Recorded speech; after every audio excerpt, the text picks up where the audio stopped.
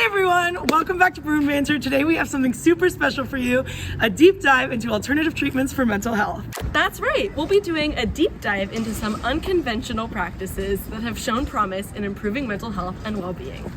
But wait, even though we are nursing students, we are not yet medical professionals, so please talk to your physician before trying any new treatments. Before we dive in, let's get informed. There are various alternative treatments that can complement more traditional therapies, and scientific studies have shown their effectiveness. These therapies are not only preventative, but can serve as great coping skills as well. Some herbal supplements, such as St. John's wort and saffron, have demonstrated effectiveness in treating mild to moderate depression. Both St. John's wort and saffron have compounds that may influence neurotransmitters such as serotonin. Serotonin is often referred to as the feel-good neurotransmitter, as it's associated with a positive mood and emotional well-being. It helps to regulate mood by transmitting signals between nerve cells, or neurons, in different regions of the brain. Adequate serotonin levels are generally linked to a more stable and positive mood. However, these do need to be approved by your healthcare provider to ensure that there are no adverse effects with your specific health conditions or medications. Let's try it!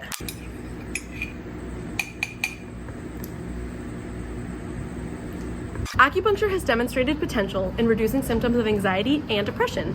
It's been shown to be effective in cancer patients undergoing invasive treatments as a form of both emotional support and physical relaxation.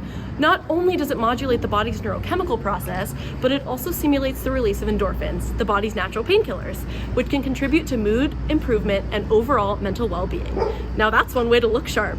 Massage therapy has been shown to reduce symptoms of anxiety and depression, improve sleep quality, and reduce stress levels, making it a beneficial complementary treatment for individuals with mental health concerns. It can significantly reduce cortisol levels, the stress hormone, leading to a reduction in overall anxiety levels. Let's try it! Hypnotherapy has emerged as an effective method for addressing mental health challenges, including anxiety, phobias, and PTSD. The therapeutic process allows individuals to access their inner resources and resilience, leading to symptom reduction and improved mental health. Hypnotherapy is particularly beneficial in addressing sleep-related mental health issues, such as insomnia, and a good night's sleep is foundational to mental health, and hypnotherapy serves as a valuable approach for enhancing emotional well-being. Mindfulness meditation has been shown to reduce symptoms of anxiety and depression. It can help individuals become more aware of their thoughts and emotions without reacting to them impulsively. It can also reduce negative thought patterns, ruminations, and overwhelming emotions while helping people emotionally regulate in a composed and rational manner. Let's try it!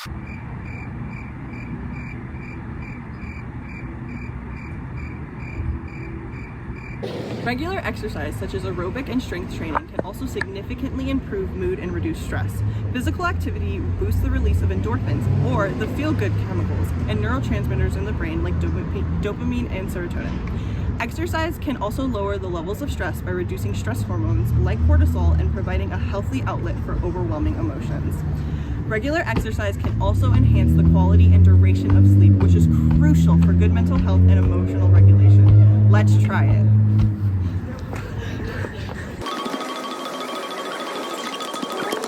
Yoga is a notable approach to promoting mental health and well-being by combining physical posture, breath control, mindfulness, and relaxation techniques. Practicing yoga helps to activate the body's relaxation response, which reduces bad hormones, such as cortisol, as well as releasing the good hormones, like endorphins, that are natural mood-enhancing chemicals.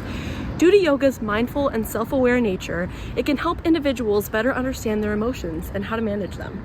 Overall, regular practice can lead to improved emotional regulation. Let's try it.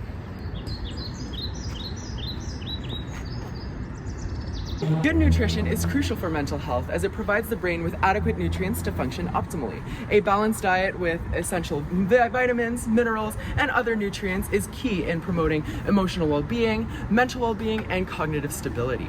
A healthy diet can prevent unhealthy blood sugar changes, which can lead to fluctuations in energy, leading to irritability and mood swings. Let's try it. Yummy. Art therapy enhances mental health by providing a creative outlet for individuals to express themselves, reduce stress, and gain insight into their thoughts and feelings. Through the creation of visual art, such as painting, drawing, or sculpture, people can process and cope with trauma, manage anxiety and depression, boost self-esteem, and improve self-awareness. Art therapy offers a nonverbal means of communication and self-expression, making it particularly effective for those who may find it challenging to articulate their emotions verbally. Let's try it. I'm doing it! I'm doing it! Yeah! Yeah! And some of these, and some of these. Almost there, and done. Now let's see how it looks so far. Pet therapy, also known as animal-assisted therapy, offers a range of benefits for mental health. Interacting with animals such as petting, playing, or simply spending time with them can have a profound impact. One of the most immediate benefits is stress reduction. Pet therapy can also help alleviate depression and loneliness by providing companionship and unconditional love, thus reducing the feelings of isolation and sadness. Let's try it.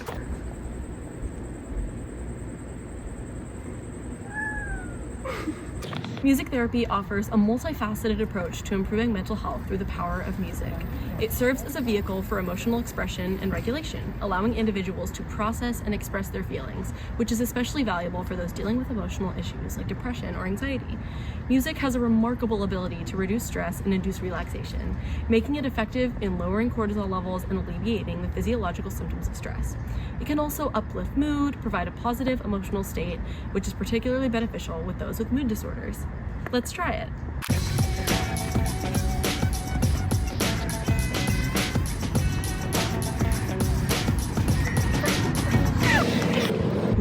Let's reflect. My favorite alternative therapy was yoga because it was engaging and relaxing for the body and the mind. My favorite form of alternative therapy was physical exercise because not only does it allow me to get all of my stress out in a healthy way, but I also get to go outside. My favorite form of alternative therapy was meditation because it helped calm my mind and relieve me of my stressors. Pet therapy is my favorite form of alternative therapy because it's comforting to have the companionship of a fluffy friend.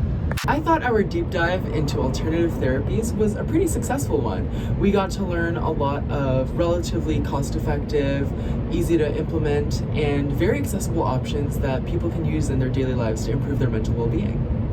I agree. I think we really dove deeply into kind of the nuances and complexities of both mental health in general, but also better ways to treat it aside from the traditional methods. I think with pharmacological methods specifically, it's really hard because there's always a lot of side effects that people experience, and when you have alternative therapies, because it's not a medication, there's really only benefits. I also feel like, sorry, No, you're good. No, but I feel like even if you are on medication, it's still good, alternative things to do even if you are on medication, because it's just things you can implement in your daily life to work for a better mental health and stuff like that. More passive things to do, that don't require so much energy or so much thought into how you go about improving your mental health. If that makes sense. Yeah, that makes a lot of sense. I think it's also not only the side effects are also very scary and they'll turn away a lot of people with medications, but it's also that it's just such an extensive process to actually start on medications and waiting for them to work. So I think even in that period of deciding whether or not you think medications are for you, trying to find the right medication, and then once you've started that medication, waiting for it to kind of kick in and work for you, that's really the time when things like this can be really beneficial. And using these alternative treatments to your benefit, I think, is a really good idea at that point. Yeah. I think it feels almost like an emotional, a mental health triage. Definitely. Where it sort of gives you a little bit more of a buffer between recognizing that you have these mental health issues and actually reaching out for more professional help for it.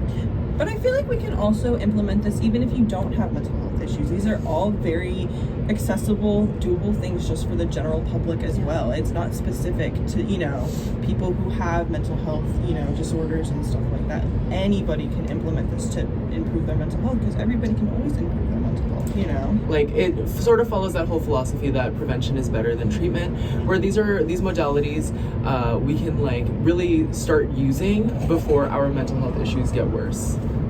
I think that's also it really is the best time to it's a good way to build up those habits when you're not having a hard time, when you're not going through a hard time, Right. you know? Because in order to really be like, okay, I'm gonna sit down and meditate right now, like it's something that you would have had to build up a foundation for. Like when you're stressed or anxious or whatever it is that you're going through, like you're not gonna realize in that moment that that's what your body needs. So you need to build up those habits and really like strengthen it to realize that that's like what would help you in that moment. Yeah, and I think that like anybody can use coping skills and strategies, and like you had mentioned before with the medications, like yes, these can be adjunct to medication, but they can also help with coping with like the adverse effects of it. And I think that even people that maybe don't have a diagnosis with a mental illness, like it's really good for anybody in general to upkeep their mental health. And we're all going to go through stress. We're all going to go through the ups and downs of life. And so I think that it's really important to be able to have established coping skills, even if you're not what we would consider like traditionally mentally ill, to kind of help overcome that. And I think like going even deeper into it, Sure. I think like what we're learning in school, like as nursing students, and I feel like even being in nursing school, like that has been so stressful. And I think especially like for when you kind of tackling the idea of healthcare providers in general, like we're in stressful environments all the time. We're telling our patients to care for themselves. We're helping our patients care for themselves. We need to apply those same philosophies to ourselves. And some of like these strategies that we're doing are like so easy to even implement, like under 15-minute breaks in the morning, or even like when you get home, because they don't require a lot of time. Yeah, and I know we were kind of like making jokes about like, oh, our favorite one was this and all of that. Yeah. But I do think like, at least for me, like these are things that I do use in my day-to-day life, and it does genuinely help me. Like even just before an exam, like taking a deep breath and just being like, I got this, you know? It's just really helpful. And like even that like positive self-talk, like there's so many little things you can do in your day-to-day life, like even using the ideas from this video or just in general, like just being kind to yourself and like accepting yourself and just like meeting yourself where you're at and trying to figure out solutions like short term can just like help exponentially, you know? Yeah, because I agree. Like, I genuinely, pet therapy is and was, I mean, it is my favorite alternative therapy. I mean, it's not my cat, but I love to come home and have a furry friend, you know, just to have the company. If I'm just like sitting doing homework, just to have a cat near me, it's so much better when a cat is there versus not. And I know a lot of people really benefit from having like service animals, you know, emotional support animals. That's like, I feel like that's really increasing in the more recent years of more people implementing that and stuff like that. So yeah, for me personally, that was actually like my favorite alternative therapy. Yeah. Okay, great. Thank you for diving deep into this with us. After trying these evidence-based alternative treatments, we've got 3 questions for you to answer in the comments below. 1. Have you tried any of these alternative treatments, and how did they help? 2. Do you think that more traditional approaches to mental health, such as pharmacotherapy or counseling, are more effective than the methods we talked about in this video? 3. How do you take care of your mental health? Please share with us below. Again, we want to remind you that if you or someone you know is dealing with mental health challenges, you don't have to go through it alone. In the United States, you can contact the National Suicide Prevention Line at 988 or 1-800-273-TALK for immediate assistance. Don't forget to like and subscribe and hit that notification bell for more informative and educating content brought to you by BRUIN BANTER. Yes! Behind the scenes or what? Sneak peek behind the scenes. Hi vlog guys. Please say 3, 2, 1. Dive deep. Ow. Okay, meet you at the front. Where did you come from? Where did you go? Where did you come from? Got that joke. Your hand is about to like hit me in the face. Jaden, their outfits are coordinated. Look. Look. Is it filming now? Oh. Hi, girls. Because nothing beats going out in the sun when I've been sad and depressed at home. Good nutrition. We are not